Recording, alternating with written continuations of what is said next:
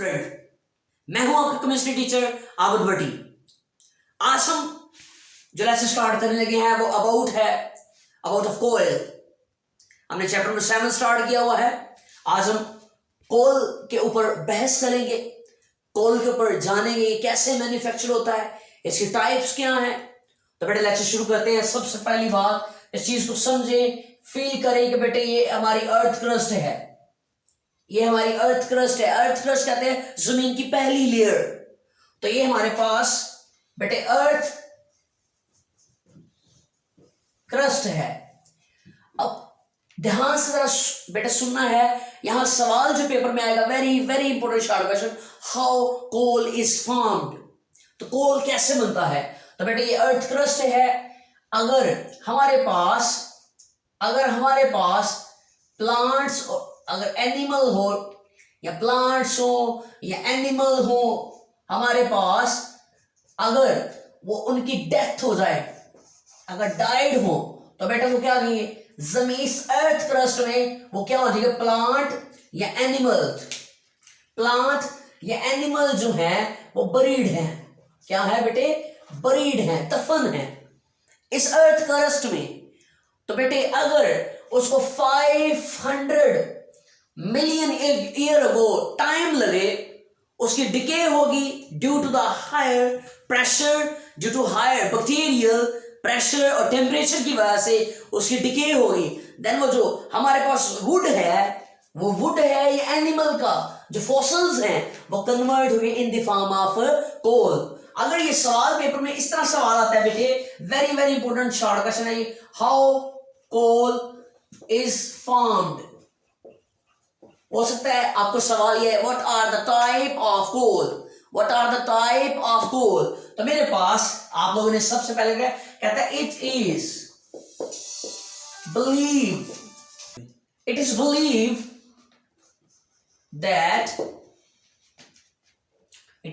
That coal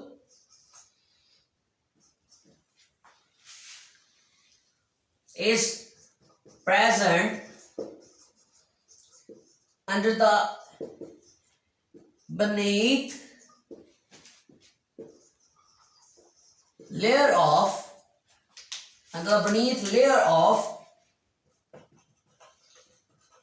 earth crust in natural deposit.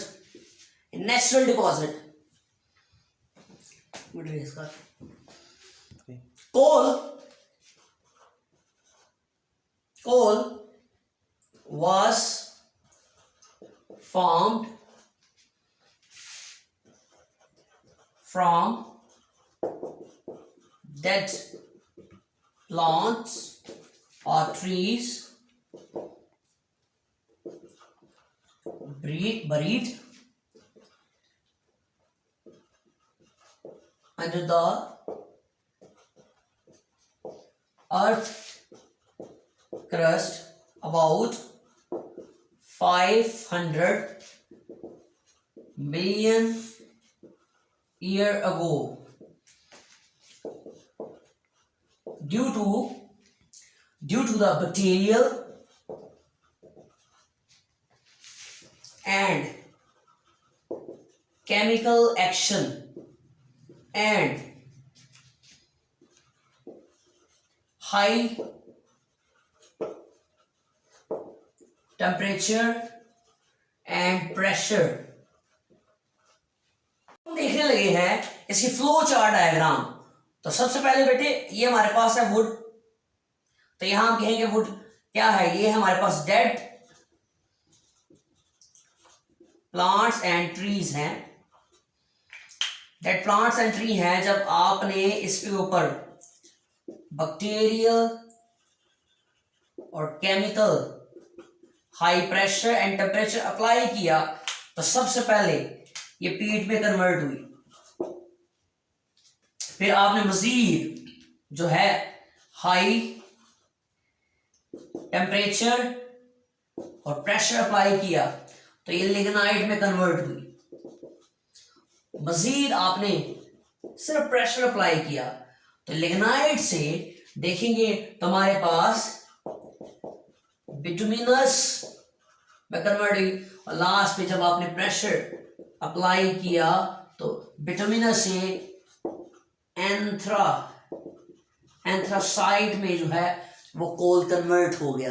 बेटे यहां पे हमारे पास ये 1 2 3 and 4, here are 3 different type of coal। अगर आपसे ये सवाल पूछा जाए पेपर में कि हमारे पास 4 टाइप ऑफ कोल क्या है, तो आप बता सकते हैं उसकी पीट है, लिग्नाइट है, बिटुमिनस, एंथ्रासाइड है। बेटे याद रखिए इसमें 60% कार्बन क्वांटिटी पाई जाती है, जिसको हम घटिया किस्म का कोयला कहते हैं, जो ट्रेन्स के अंदर हम इस्तेमाल करते हैं, जो घरों के अंदर इस्तेमाल करते हैं। इसके अंदर 70% कार्बन क्वांटिटी पाई जाती है, इसमें 80% कार्बन क्वांटिटी पाई जाती है, और इसमें 90 to 95% कार्बन की क्वांटिटी पाई जाती है। ये जो दो कोयले की हमारे पास टाइप्स पर हैं बेटे, ये इंडस्ट्री के अंदर इस्तेमाल होती हैं। एक आला किस्म का कोयला ये, जितनी कार्बन की क्वांटिटी ज्यादा होगी उतना ही वो एक्सपेंसिव होगा, उतना ही वो ज्यादा ड्यूरेशन तक जलता रहेगा, उतनी ज्यादा वो हीट प्रोड्यूस करेगा। इसलिए जो हम घरों में इस्तेमाल करते हैं, जो ट्रेन के अंदर इस्तेमाल करते हैं, वो हमारे पास low quality, low carbon quality जो है वो कोयला इस्तेमाल किया जाता है। बेटे इसके बाद एक तो ये शार्ट था बहुत ही अहम, हाउ कोल इज फॉर्म्ड। बेटे आगे नेक्स्ट क्वेश्चन की बात करें, it's also very important, which is called what is, ये डिफाइन व्हाट इज कार्बनाइजेशन। बेटे कार्बनाइजेशन भी कहते हैं इसको, and this is also called destructive distillation. बेटे जब आप कोयले को in the absence of air, air जो है वो है एब्सेंस, बट आपने high temperature about 500 to 1000 degree Celsius apply किया है, तो क्या हुआ, वो आपका कोयला जो है वो चेंज हो गया इनटू 3 डिफरेंट टाइप्स, जिसमें कोल टार है, कोक है एंड कोल गैस। सबसे पहली बात कार्बनाइजेशन डेफिनेशन क्या लिखी है, when coal is heated in the absence of air, and high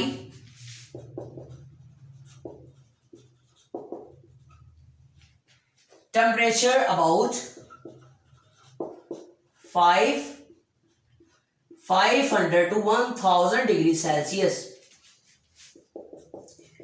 it convert into number 1 हमारे पास कोल टार।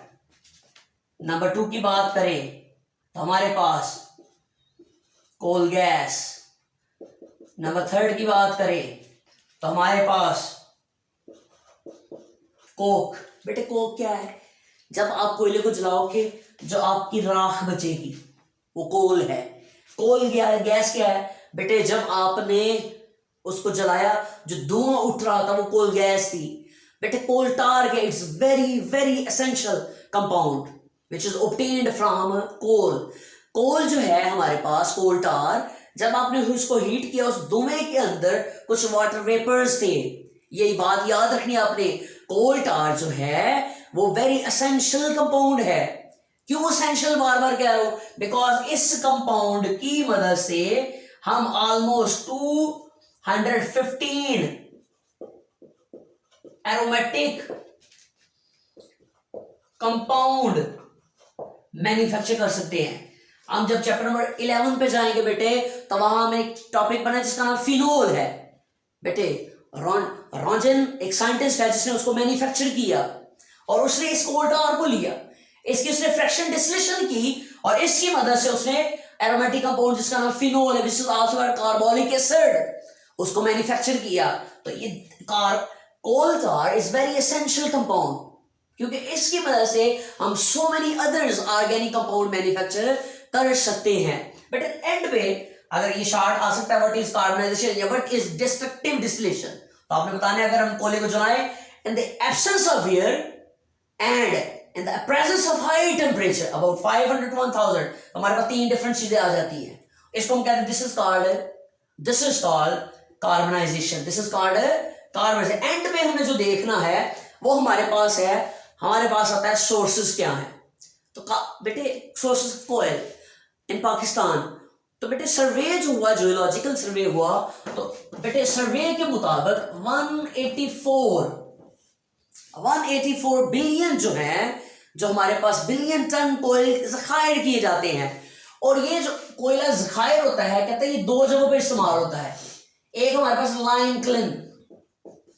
लाइम क्लिन के अंदर, और एक हमारे पास जो है बेक ब्रिक्स।